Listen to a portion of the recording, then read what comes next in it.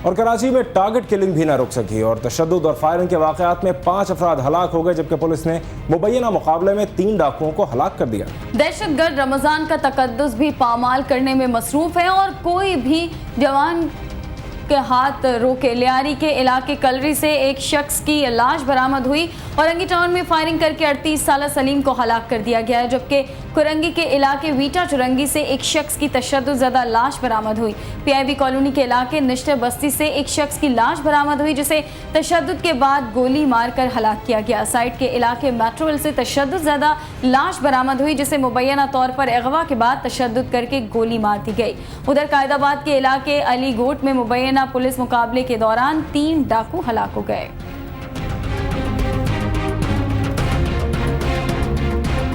कराची के इलाके शांति नगर में जराइम पेशा अफराद के खिलाफ सर्च ऑपरेशन जारी है। इस बारे में मजीद अपडेट्स लेंगे अपने नुमाइंदे तहा उबैदी से। तहा, क्या अपडेट्स हैं आपके पास?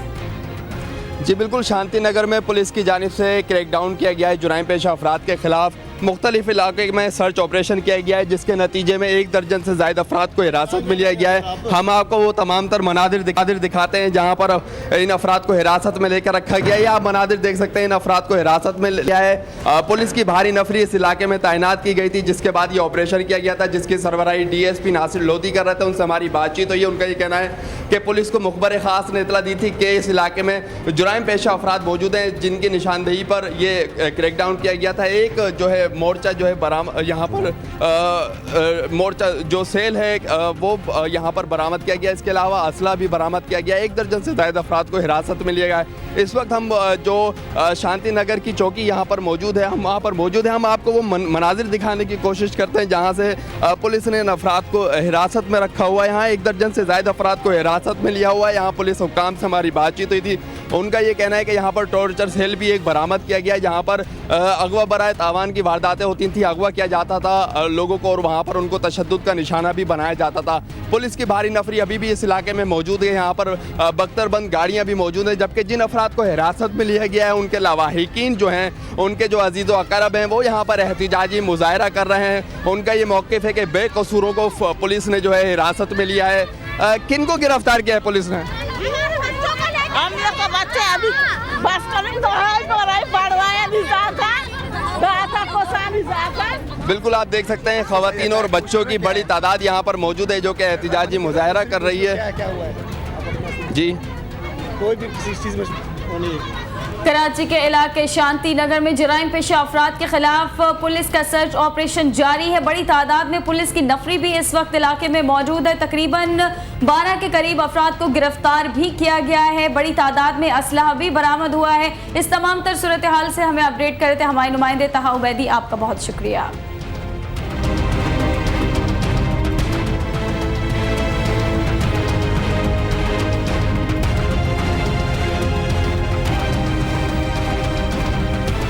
अमीर जमात इस्लामी सैयद मुनव्वर हसन ने कहा है कि इंतखाबात कब्ल अज़ वक्त होने का वक्त गुजर गया, जबकि मुत्तहिदा कौमी मूवमेंट के रहनुमा फारूक सत्तार का कहना है कि उनकी पार्टी ने मुल्की और कौमी सलामती के लिए तमाम सियासी जमातों से राबते शुरू कर दिए हैं। देखते हैं लाहौर से हाफिज रिजवान की रिपोर्ट। लाहौर में जमात इस्लामी के अमीर सैयद मुनव्वर हसन के साथ मुलाकात के बाद मुश्तरका न्यूज़ कॉन्फ्रेंस करते हुए MQM के रहनुमा डॉक्टर फारूक सत्तार ने कहा कि मुल्की मसाइल के हल के लिए अवाम सियासी जमातों की तरफ देख रहे हैं। अवामी उमंगों की तर्जुमानी करने के लिए तमाम सियासी जमातों का मिलजुल कर काम करना वक्त की अहम ज़रूरत है। कौमी सलामती की जो ब्रॉडर एक इस्तिलाह है, उसको लेकर हम एक कॉन्फ्रेंस करें, गोल मेज कॉन्फ्रेंस हो, और उसमें हम सब बैठकर बात करें, तो कौम को भी समझने का मौका मिलेगा कि हमारी कौमी सलामती के हवाले से तरजीहात क्या हैं। उन्होंने मजीद कहा कि अगर पाकिस्तान में कोई अपोजिशन है तो वो सिर्फ MQM है। हुकूमत में रहकर भी मुल्क को बहरानों से निकालने के लिए हुकूमत पर दबाव डालते रहते हैं। हुकूमत के अंदर रहकर हमने जितने अवामी इशूज़ पर आवाज़ उठाई है, एहतजाज किया है और अमली तौर पर काम किया है, मेरा ये दावा है, आप मुख्तलिफ तज्ज़ियों, तबसरों, रिपोर्ट्स को भी देख लें तो आप भी इस बात की गवाही देंगे कि हमने प्रेशर बढ़ाया है और प्रेशर बढ़ाएंगे। इस मौका पर सैयद मुनव्वर हसन ने कहा कि जमात इस्लामी जिन मसाइल को तशवीश का बाइस समझती है, MQM ने भी उस पर तशवीश का इजहार किया है। उन्होंने मजीद कहा कि सुप्रीम कोर्ट के फैसले पर अमल दरामद करना हुकूमत का फर्ज है।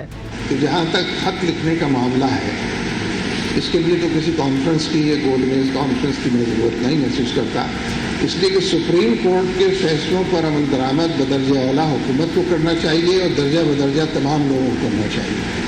उसमें कोई मुमेर निकालना या उसके खिलाफ बहादाराई करना या उस पर खत्तियाँ कसना या उसको डिबेटिंग करना, जाहिर है कि ये रवैये कि ये इदारों के दरमियान तसादुम की राहें हमवार करते हैं। जमात इस्लामी और मुत्तहिदा कौमी मूवमेंट के दरमियान माजी में फासले रहे हैं, लेकिन अहम कौमी मामलात पर इत्फाक राय के लिए बाहमी राब्ते यकीनन खुशाइंद हैं, जिसका खुद अमीर जमात इस्लामी सैयद मुनव्वर हसन ने भी खैर मकदम किया है।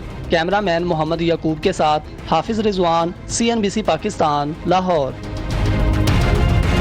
यहाँ एक ब्रेकिंग न्यूज से आगाह करते हैं। सुप्रीम कोर्ट में अरसलान इफ्तिखार केस की समाअत जारी है। सुप्रीम कोर्ट ने अटॉर्नी जनरल की मौजूदगी में डिप्टी अटॉर्नी जनरल को तलब कर लिया है। आपको एक बार फिर बताते हैं कि सुप्रीम कोर्ट में अरसलान इफ्तिखार केस की समाअत जारी है और इस दौरान सुप्रीम कोर्ट ने अटॉर्नी जनरल की मौजूदगी में ही डिप्टी अटॉर्नी जनरल को भी तलब कर लिया है। इस बारे में अपडेट लेते हैं अपने नुमाइंदे जावेद सुमरो से। जी जावेद। जी शहजाद, आज सुप्रीम कोर्ट में तकरीबन लेट आवर्स में अरसलान इफ्तिखार की जानिब से अरसलान इफ्तिखार केस में जो नजरसानी अपील थी उसकी समाअत जस्टिस जवाद ख्वाजा और जस्टिस खिलजी आरिफ हुसैन पर मुश्तमिल 2 रुकनी बेंच ने की।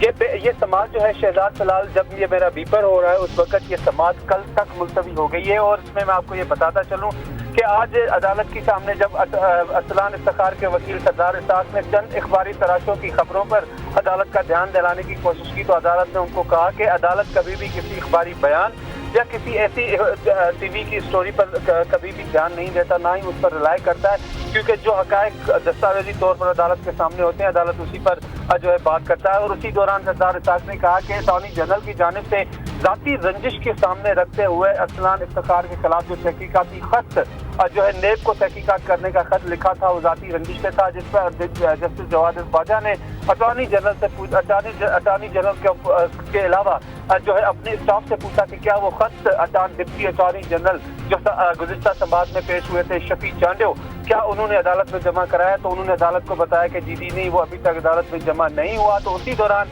Attorney general of Pakistan Irfan Qadir rostrum के सामने हाथ लहराकर खड़े हो गए और हाथ लहराते हुए कहा कि जी ये मेरे पास खत है, जिस पर जस्टिस जवाद ख्वाजा ने बहुत गम और गुस्से का इजहार करते हुए कहा कि अटॉर्नी जनरल आपको जो आपके डिप्टी अटॉर्नी जनरल साहिबान हैं वो आपको सही तरीके से ब्रीफ नहीं करते। अदालत ने लास्ट टाइम हुक्म दिया था कि ये जो नेब को लिखा गया आपकी जानिब से खत है कि तहकीकात शुरू की जाए, उसकी नकूल अदालत को जमा कराई जाए, लेकिन वो अदालत में जमा नहीं कराई गई, जिस पर अदालत ने उनको जबरदस्ती जो है बाद में डिप्टी अटॉर्नी जनरल को तलब किया, लेकिन वो तलब करने वाला हुक्म अपनी जगह पे ही रहा। तो अदालत ने तमाम फरीकें को कहा कि इस केस की बाकायदा समाअत कल होगी, ताहम जिसने जो भी डॉक्यूमेंट तमाम फरीकें ने जमा कराने वो कल तक जमा कराएं ताकि इस मामले को आगे ले जाया जा सके। ठीक है, बहुत शुक्रिया जावेद सुमरो हमें अपडेट करने का। खबरों का सिलसिला आगे बढ़ाते हैं। मुशीर दाखिला रहमान मलिक के सेनेटर बनने का नोटिफिकेशन तो जारी हो गया, लेकिन उनकी रुकनियत चैलेंज कर दी गई। रहमान मलिक की रुकनियत के खिलाफ दरख्वास्त इकबाल काजमी नामी शख्स ने दायर की। दरख्वास्त गुजार ने मौक़िफ़ इख्तियार किया कि रहमान मलिक ने सरकारी मुलाजमत के दौरान करप्शन की और मुकदमात का सामना किया, जिसके बाद वो पाकिस्तानी शहरियत को खैरबाद कहकर बरतानिया मुंतकिल हो गए। बाद में 2009 के सेनेट इलेक्शन में बरतानवी शहरियत पर पाकिस्तानी पार्लियामेंट के सेनेटर मुंतखब हुए, जो खिलाफ ज़ाब्ता था।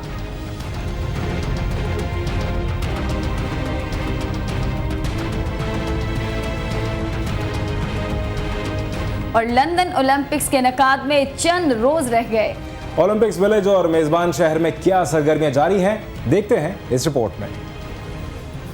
लंदन ओलंपिक्स की इफ्तिताही तकरीब में बरतानिया का परचम थामने के लिए क्रिस होए का इंतखाब किया गया है। ओलंपिक्स में 4 मरतबा सोने का तमगा हासिल करने वाले क्रिस होए को 542 रुकनी बरतानवी टीम में सबसे ज्यादा वोट दिए गए। 36 साला साइक्लिस्ट क्रिस ने 2008 में बीजिंग में होने वाले ओलंपिक्स की यूनियन का झंडा भी उठाया था। दुनिया के तेज तरीन इंसान यूसेन बोल्ट के मोमी मुजस्मे को मादाम तसाओ के म्यूजियम की जीनत बना दिया गया। यूसेन बोल्ट को ओलंपिक्स 2012 में 100 मीटर रेस के लिए फेवरेट करार दिया जा रहा है। मोमी मुजस्मे को बनाने में 12 फनकारों ने हिस्सा लिया और 4 माह की मुद्दत में मुकम्मल किया गया है। मुजस्मे में यूसेन को विक्ट्री का निशान बनाते हुए दिखाया गया है। यूसेन बोल्ट ने 2008 के बीजिंग ओलंपिक्स में 100 और 200 मीटर की रेस में शानदार कारकर्दगी दिखाकर इवेंट को अपने लिए यादगार बना लिया था।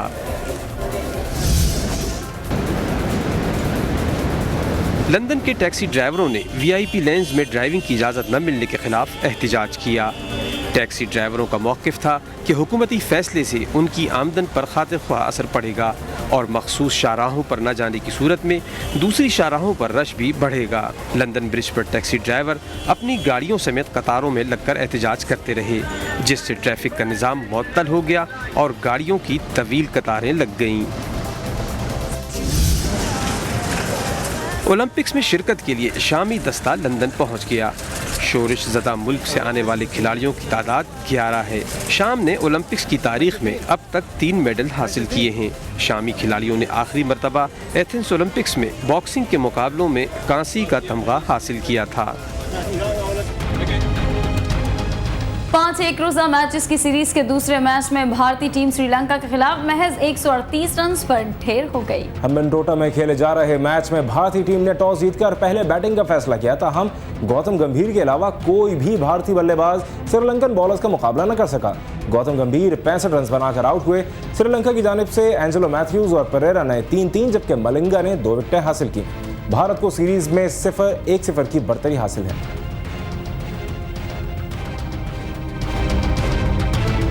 और मुल्क में मानसून सीजन के बावजूद गर्म मौसम गालिब है। तफसीलात इस रिपोर्ट में। महकमे मौसमियात के मुताबिक आइंदा 24 घंटों में मुल्क के ज़्यादातर इलाकों में मौसम गर्म और मरतूब रहेगा। उधर इस्लामाबाद, रावलपिंडी, लाहौर, गुजरांवाला, हज़ारा डिवीज़न, कश्मीर और गिलगित बल्तिस्तान में चंद एक मुकामात पर आज शाम या रात तेज़ हवाओं और गरज चमक के साथ बारिश का इम्कान है। गुज़िश्ता 24 घंटों में बालाकोट में सबसे ज़्यादा 10 मिलीमीटर बारिश रिकॉर्ड की गई, जबकि ज़्यादा से ज़्यादा दर्जे हरारत सिब्बी में 45 डिग्री सेंटीग्रेड रिकॉर्ड किया गया। अब एक नज़र डालते हैं मुल्क के मुख्तलिफ शहरों में रिकॉर्ड किए गए दर्जे हरारत पर।